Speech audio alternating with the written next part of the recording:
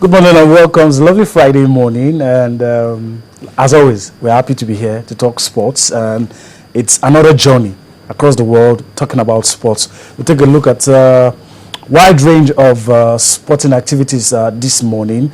Of course, we'll be starting with football. We'll look at football. The FIFA 2022 World Cup, Qatar. It's part of the controversies.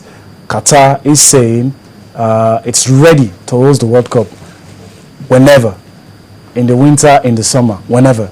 All right, and we'll also be looking at one of our opponents in the World Cup, looking at some of their star players, trying to see what we really don't know about them, and that's Bosnia-Herzegovina. We're going to be doing that this morning. We're going to be looking at UEFA, the tough stance UEFA is now taking over match fixing, and the plans in the pipeline to ensure that match fixing is either stamped out or reduced to the BRS minimum. We will look at boxing, give you a slice of boxing and Formula One on the show this morning. We'll also take a look at some big games in Europe.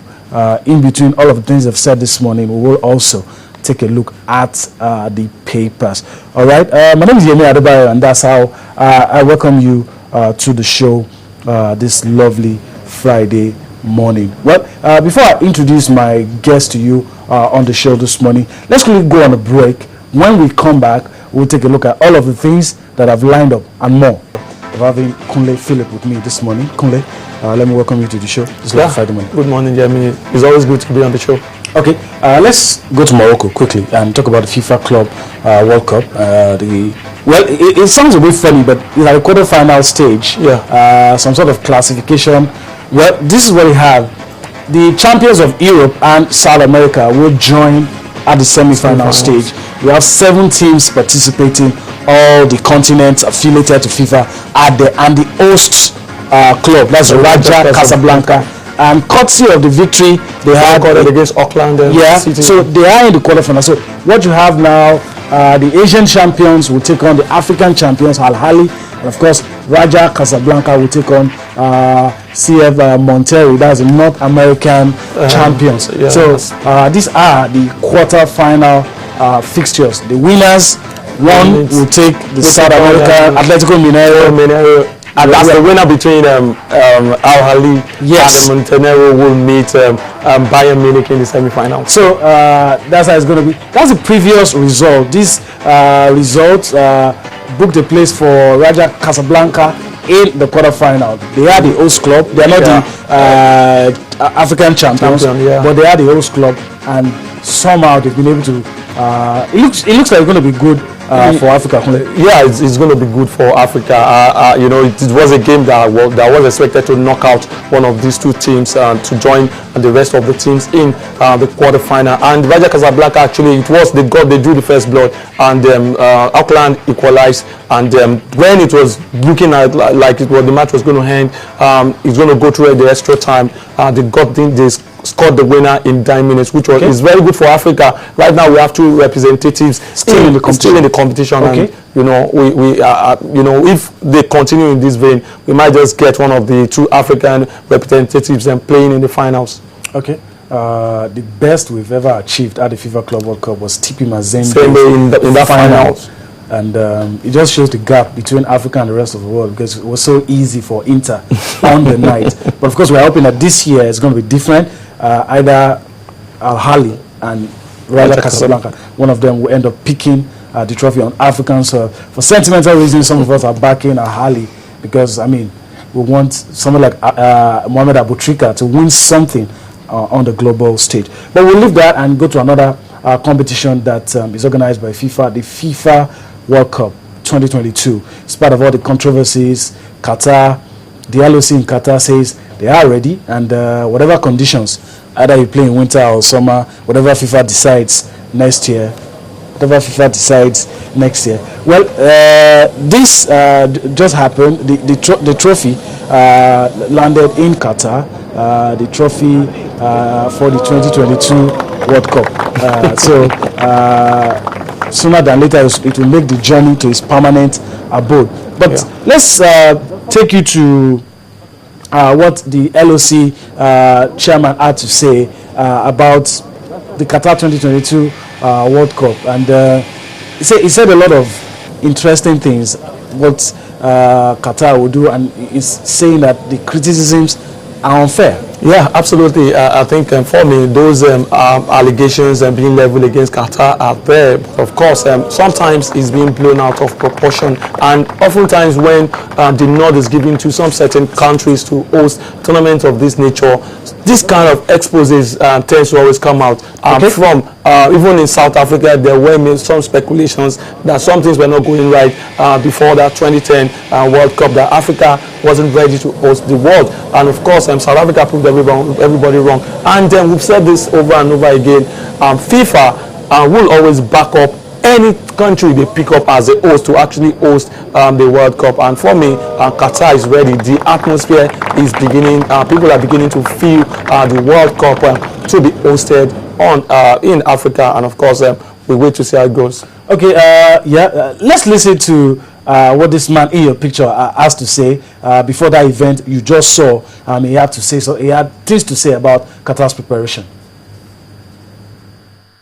And our plans were based on a summer World Cup. The cooling technology itself, which I hadn't mentioned earlier, was an element of, for us, it was a legacy. It was a legacy not just for Qatar. Yep. Today, the fact that people are discussing hot weather, even within Brazil right now, and the people are talking about the heating and so on, and other major tournaments have also been held not in the most ideal of times. So the cooling technology for us is a legacy not just for Qatar, but as we've always said, far beyond our borders. But in the end, if FIFA and the football community decide and want to move the World Cup to winter, whether it's November or any other time, we are more than happy to accommodate. Every major tournament, in my belief, always leaves a legacy, leaves a lasting legacy. It's always an opportunity. The Middle East, throughout especially the modern age and the modern history, has developed and evolved quite significantly. But there's also been elements of, if you will, misperception about the Middle East in general.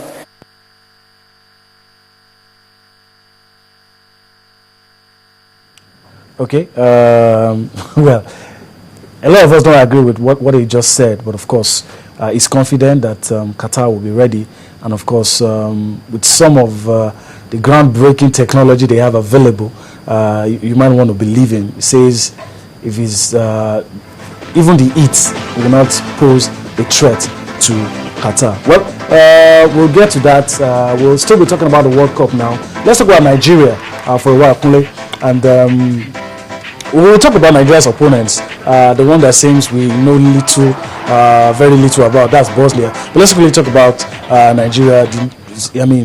The draws is not news anymore. But let me quickly get your opinion, because we've not spoken after the draw.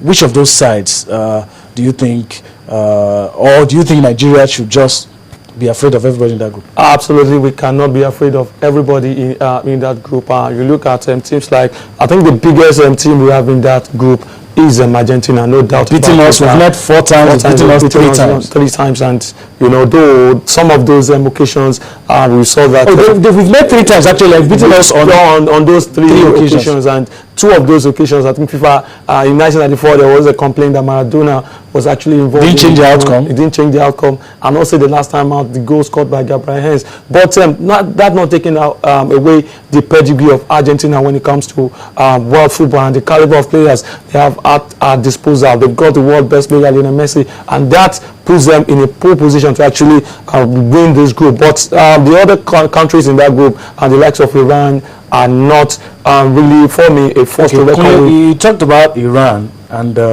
we're not talking about Iran this morning. Hopefully, we will, as time goes by, we will be giving you updates about the countries. But this morning, we're going to look at Bosnia. We felt the pulse of the fans, and when we discovered that people really don't know much about Bosnia. So this morning, let's take a look at some of the star players from Bosnia-Herzegovina. Some of those players in top clubs. Well, Edin Dzeko used to play with Obafemi Martins at Wolfsburg. Now is with Manchester City. Their star player, danger man, good player on his day. So one of the 5 players, Asmir Begovic, Stoke City goalkeeper, save hands, scored a wonder goal this season. Contender for goal of the season. Absolutely. A goalkeeper scoring from his own half, and that is good. This is Vedat Ibisevic, plays for Stuttgart. A good player as well. And of course, the guy in your picture plays for Roma, Miralem Pjanic, and good player as well. Some of these guys, tough customers. Absolutely. If you ask me. And this guy, forget the fact that he plays in China now. This is Vedat Ibisevic. Also played with Obafemi Martins at some time at Wolfsburg, but now plies his trade in China. The most capped Bosnian player. Yeah. And these are just some of the guys we've been able to pick up because of time. There are a whole lot of players. So I don't think it's safe to say that Bosnia is a soft spot in that group, according to some. Yeah, they are going to be a very hard nut to crack. Even if you have to look at the comment coming out from some of the coaches who are actually in our group, the likes of the Iranian coach, even the Argentine coach actually came out to say that Bosnians are going to be a very tough customer for any of playing against their team. So for me, with the caliber of players, these guys actually stood out. A player like Edin Dzeko scored 10 goals. They were actually pitched in Group F in the European qualifiers alongside the likes of Greece and actually Lithuania and Latvia, and they were able to win that group. Pick the slot, 25 points they actually amassed, followed by Greece also amassed 5 points, but they had a better goal defense. So these players were really very outstanding. They were instrumental. They played a very good role towards. Let's talk about another African team, but from another perspective. The man you're about to see will be involved with one of the African teams we're playing against. Let's talk about Jürgen Klinsmann this morning on the show. He has signed a 4-year extension to his contract with the United States. But my question for you, Kunle, this morning is, has he justified the extension? What has Klinsmann really done? Because apart from this, he's going to be a technical director for the United States Soccer Federation. Absolutely. I think for me, he actually deserves it. Look at Jürgen Klinsmann's record as a footballer. Apart from that, also as a coach, he has at one point or the other coached some very series about Germany as well. Yeah, and he's been doing very, very well. The irony is, he's going to play against his country. Germany. He's going to play against Portugal, and he's going to play against our brothers, Ghana. Yeah. And you're looking at this group, you feel happy that Nigeria is not in that group? Yeah, well, I think I'm happy that we are not in that group and playing against Germany. You don't even want to go against the Germans. Everybody is avoiding the German team right now because for me, they've got the way they play. It's just a case of reminding one of the German machine which Klinsmann was a part of at that time. In the early 90s, the Germans are going to be a tough customers. I've heard them coach and Kwesi Appiah talking tough and saying they are. Let's switch to Ghana. Can Ghana survive? The Black Stars in your picture now. The problem the Ivorians have had in their last 2 appearances at the World Cup was the fact that they were in groups that you could call group of death. Now Ghana, one of Africa's bright prospects, is in a group. I mean, you wouldn't want to bet on them making it out. That group. I think the Ghanaians have proved over the years that they can't spring surprises when you least expect. So for me, going against, no one will actually give the Ghanaians a chance against these high-profile teams in their group. But of course, you will want to say maybe Ghana, Portugal and Germany. Yeah. I think Portugal and Germany are the odd favorites. But if Ghana plays well on their good day, they can spring surprises and get out of the group.